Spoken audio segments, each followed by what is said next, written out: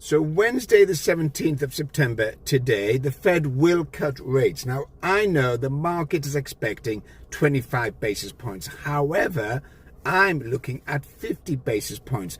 Watching the Fed watch, only about 3 or 4% of the market believes there could be a 50 basis point cut. But I am going for that. Why? Because the US economy is in a significant slowdown. The Fed is highly concerned with the labor market, rising unemployment in the US. And by the way, there's also rising unemployment in the UK and Canada and Australia, will lead to a recession. And they're worried about a recession or stagflation. Remember, inflation is still moving up, and it's very unusual for a central bank like the Fed to cut interest rates when you have rising inflation. You've got a trajectory of inflation moving up. However, they're more focused on the labor market. Is there political pressure from Trump? Absolutely. Trump essentially has hijacked the Fed and now is the boss, pushing around Jerome Powell at the central bank in the US. What's likely to happen is that rates will fall significantly. Donald Trump is hoping, expecting that yields, which is the return, the interest rate you get on holding US bonds, US Treasury notes, T-bills, will fall and therefore allow him to refinance those bonds at a much lower level, saving the US billions in interest payments.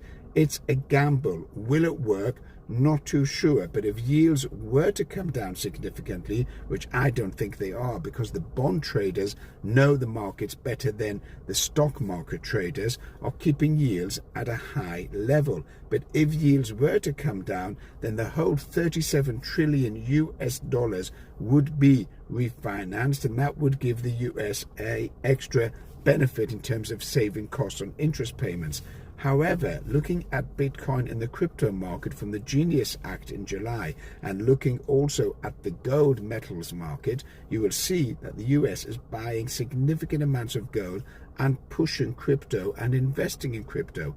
Why? Because they're looking to build some sort of hedge longer term against the US debt, and therefore revalue the US debt, giving investors and traders the opportunities to get in and have a more of a secure investment.